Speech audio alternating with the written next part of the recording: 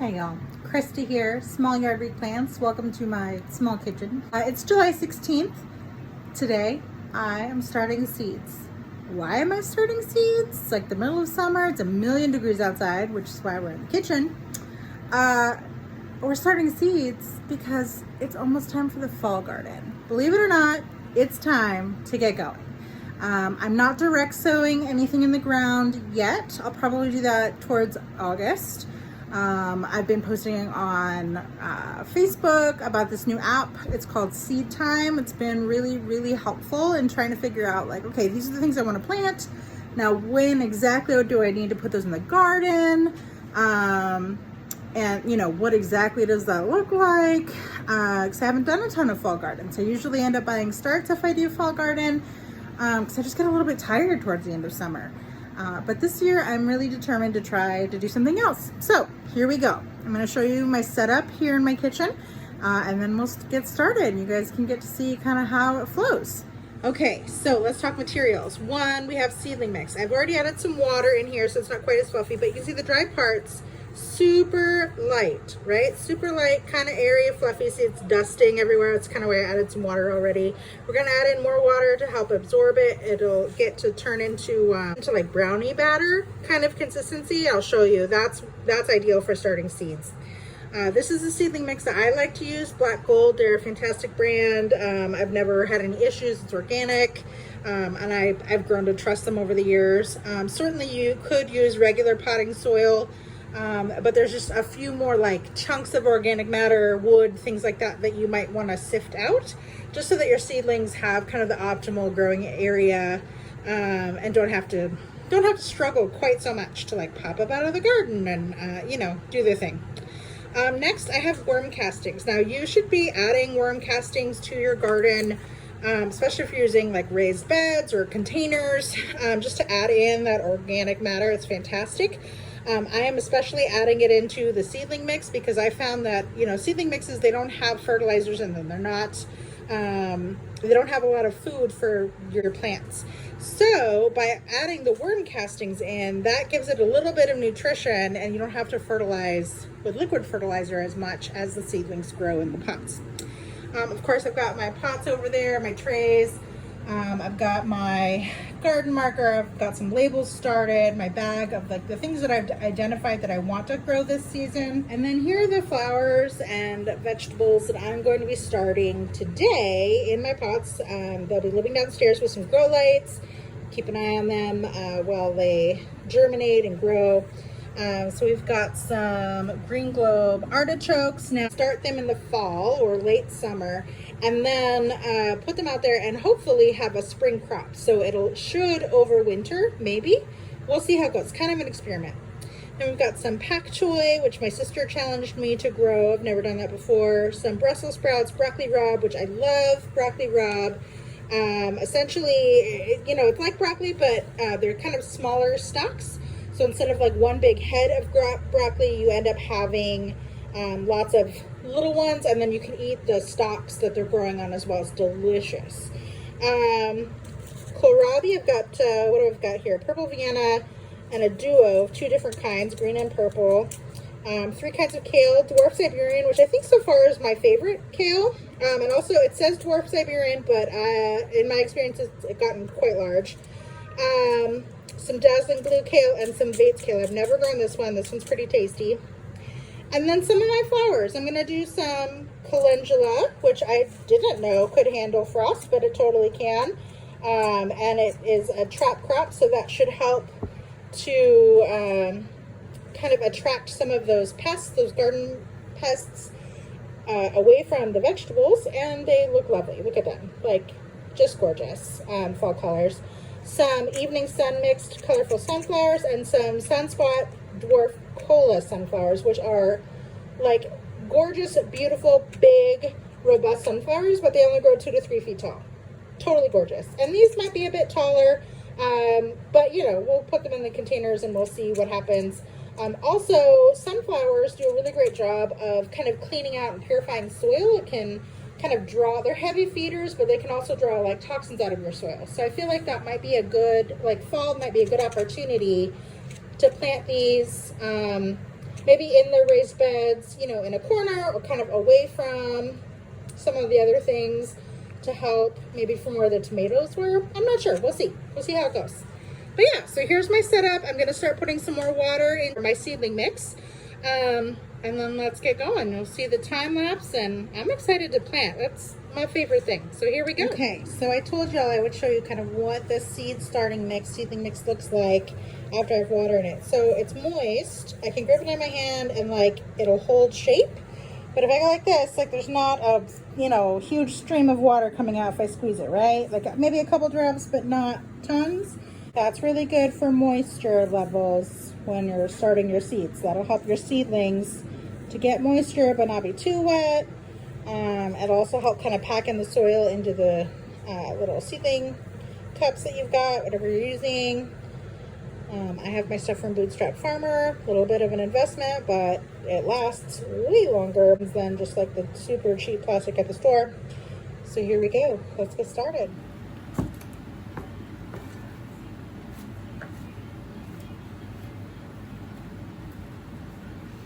It's helpful when you're doing this that you compress, you push down a little bit, not crazy hard, but enough so that when you water in your seedlings and things as you go, they're not going to get super displaced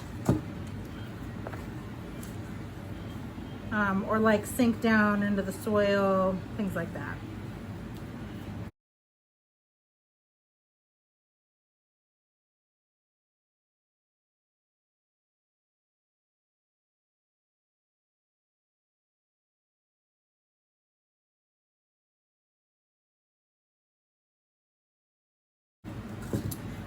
For the worm castings, I would say I put in about like 3 handfuls into this bowl. So that's a pretty fair amount, but again, there's no other like nutrition in seedling mix. So I want to make sure that they have something to feed on. I mean, seeds have what they need to just sprout those initial seed leaves. I always mispronounce it. Cotyledons, something like that. Seed leaves.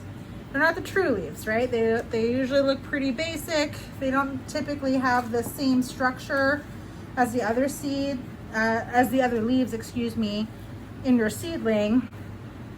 And so basically your plant's using all its energy to sprout those seed leaves. And then from those, that's when they start forming true leaves. They start photosynthesizing with light.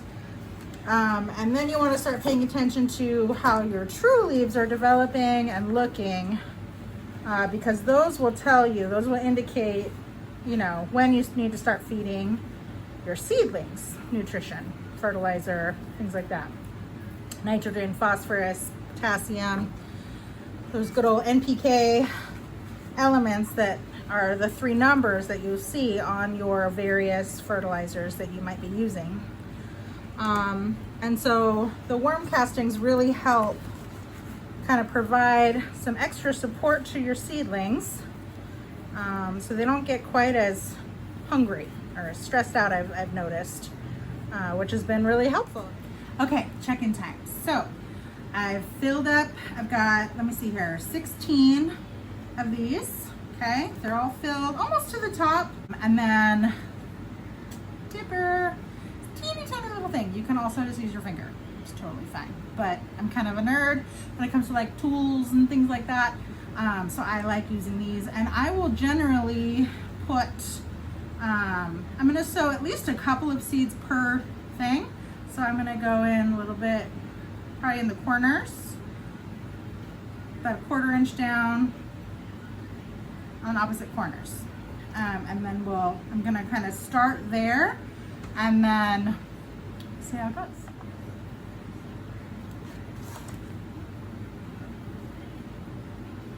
By giving them some space, I'm hoping that I can do, obviously I'm going to be planting multiple seeds into each little cell here. So my goal is that, I want to give each thing enough space so that when I can transplant them, I can also separate them and not lose those, but actually have at least 2 plants per cell. So if I have 16, then that's 32 transplants for the fall garden, and that's a pretty good start. Okay, so I'm gonna start with Brussels sprouts. Now, I love Baker Creek and Botanical Interest because they have all of these little pieces of information along the top, or Botanical Interest will have things like this. They will show you tons of information on how to best plant the things. So for the Brussels sprouts, Long Island Improved from Baker Creek, best planted midsummer for fall. Perfect, that's what we're doing. And it says seed depth 1/4 to 1/2 inch, and I'm gonna start over here. So let's get that opened up. I think I'll do, these are pretty tiny. If you can see those, they're pretty tiny little things. So I'm gonna do 2 trays or 2 cells, but I'm gonna add some more holes. So I'm gonna do 1, 2, 3, 4. So theoretically 8 plants in the first 2. And I'm gonna label these. So I'm gonna put my label in the back corner. So I know that this one and this one right here are both the Long Island Improved Brussels sprout. So I'm going to take out these teeny tiny little things, seeds, called seeds. Really handy tip. See, it's like itty bitty bitty. Look at those. They're just, oops, I dropped one. Uh-oh. Super tiny. So don't do what I just did. Don't waste your seeds. So I'm going to just take a pinch and put a pinch into each one. Am I overseeding? Yeah, probably. But I want to guarantee that I have at least 8 viable transplants when I go to do this. And then I'm just going to kind of take my fingers, put the soil in, cover them up, and push it down. Not too hard, but you just want to make sure that there's soil in, like touching the seeds. For that. And then also something that I found really handy, I just ordered these little baggies off from like Walmart or Amazon or something, super cheap. They're like little jewelry bags because I like keeping the seed packets with all the information, but you know, eventually the little sticky stuff will come off or whatever and you can't reseal it. So I put the seeds in one of these and then drop it in and close the top and put some washi tape along it, because that reseals really well, and then you have the integrity of the seed packet, but you're not losing your seeds. Pretty handy. Next step, let's do some broccoli rub. Spring rapini broccoli rub. M.I. Gardner, same thing. M.I. Gardner does a great job of putting tons of helpful information on the back, which I really like to see because it helps me know that I'm doing the right things when I'm starting seeds and kind of what to expect. And these ones look very similar to the Long Island Brussels sprouts. Just gonna take a few, more than a few. There's a lot in the pack, so that's okay. And same thing, I'm gonna try and do 4. And what I might end up doing, because I'm putting 4 in each 2x2, or 1.5 by 1.5, whatever. I think it's 2x2. With the Long Island Brussels sprouts also, I think I might end up potting these before I transplant out. We'll see. So if I do that, then they'll have more space to grow. Okay, some in each thing. And then same thing, I just want to smush in the soil. Not too hard, but I want to make sure that the soil's touching everything. I don't want there to be any like major air pockets. Same thing when we go to water them in. And then I'm just going to take my label with the date on it and the variety and stick it in the back corner. So I know these two are my spring rapini broccoli rabe and these two are my Long Island Brussels sprouts. All right, next row, let's go ahead and do some artichoke. Probably just one cell because I'm not quite sure if this is gonna work or not. And then some pak choi. Have you guys had pak choi before? I haven't. I mean, I'm sure I've eaten it in like stir fries or Asian food of some kind. I'm sure it's delicious, but I've never grown it. So I'm excited to give that a try. So again, here's my label, my green globe artichoke and the date. Start here. Be consistent. So I'm going to start right here. And I'll do 4 holes in this one. I might end up doing 4 in each one. We'll see. I don't mind. I don't mind having to go back and up pot later. Some people think it's kind of annoying. I think it's kind of fun, and it's another like garden activity that I can do. So, okay, this packet is not wanting to open.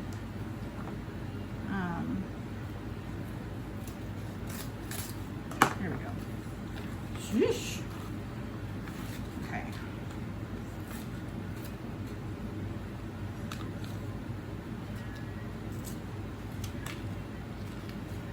And artichokes on the packet, it says 1/8 to 1/4 inch deep.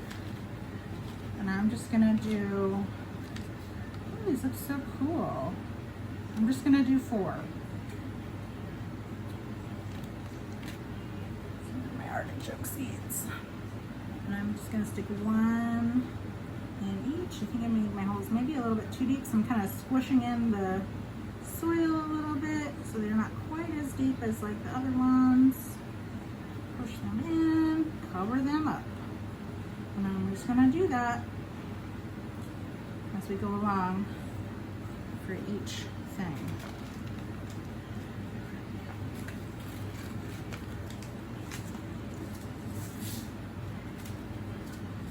Mini pak choi.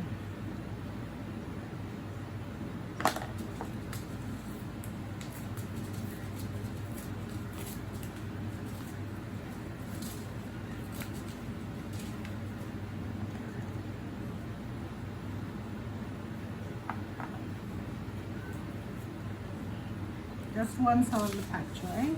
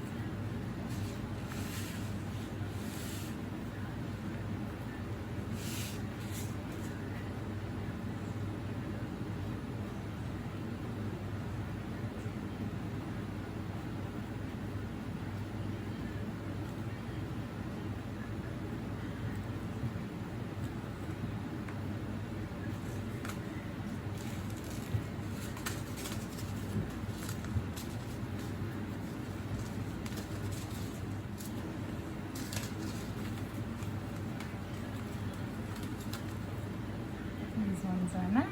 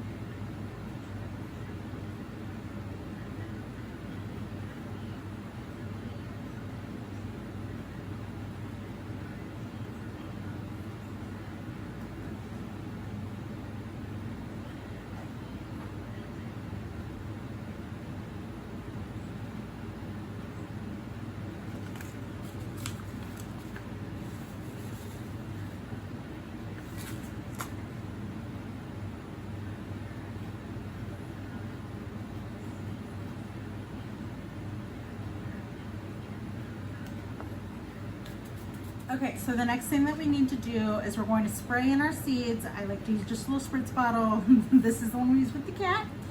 I adjust the nozzle so that it just mists, and we're just going to very gently, here I'll show you. We're just going to very gently mist into the damp soil.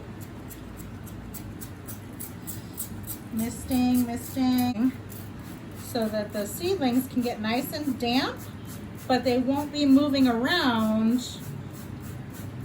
You know, if you were to douse water on them, they might like bubble up out of the soil, annoying things like that. And we don't want that to happen.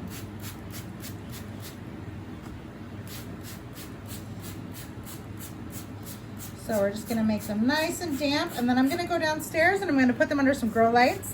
I'm not gonna put these on a heat mat because it's not winter. I don't think we need it. My house is at definitely at least 70 degrees. We don't have air conditioning, and even though my grow light setup is downstairs in the basement, it is slightly cooler down there, but it's really not. I mean, these are still well within germinating temperatures for these fall crops. So that's probably pretty good. Okay, so here you have it. Here are some of my fall crops. I'm so excited. So just to recap, we've got, let's see if I can do this without spilling them. So we've got 2 cells of the Long Island Improved Brussels sprouts, 2 cells of the Spring Rapini Broccoli Rabe, a cell of the Green Globe Improved Artichokes, Green Jewel Mini Pak Choi in here, Purple Vienna Kohlrabi, the Crispy Color kohlrabi mix, which is really just two different kinds of kohlrabi that botanical interests put together. One is green, one is purple. And then we've got some dwarf Siberian kale. So far, that's my personal favorite. It's delicious, and it performs really well. Very, very productive plant. Dazzling Blue Kale, Vates Kale. Never tried that. Have you? What's it like? I don't know. The green stock people send it to me as a free seed, so should give it a go. And then we've got some Evening Sun Mix sunflowers. And then we have 2 cells of the Playtime Mix calendula and 2 cells of the Sunspot Dwarf Cola sunflowers, which again, stunningly beautiful and compact, which is really cool. So I'm gonna bring these downstairs, put them under my grow lights. Again, I'm not gonna do any kind of heat mat situation here. I don't think it's necessary, but I will have the grow lights on. They will not germinate, they will not grow without light, so that's very important. And then I have my light set up on a timer. So we've got, 16 hours on, 8 hours off at night. So I think like 10 to 6, it'll turn off automatically, go dark. That's when plants respirate. It's when they grow. It's when they like breathe out all the things they've been taking in all day. It's pretty cool and very important for their growth. So that's what we're gonna do. And I will be sure to kind of post some pictures along the way and see how these grow. Most of these are pretty slow growing crops. That's why we're starting them now for the fall and the cooler months. Again, thanks for coming with me in my kitchen. It's way too hot outside today to plant outside. So we're in here starting stuff for fall. Like and subscribe, and tell me in the comments, what are you growing for fall? What are your plans? Fall, winter, maybe you're in a different zone, maybe you have different plans. Give me some inspiration. I'm really excited to hear and see what's going on in your garden. So thanks so much for joining me. Take care, y'all. Until next time.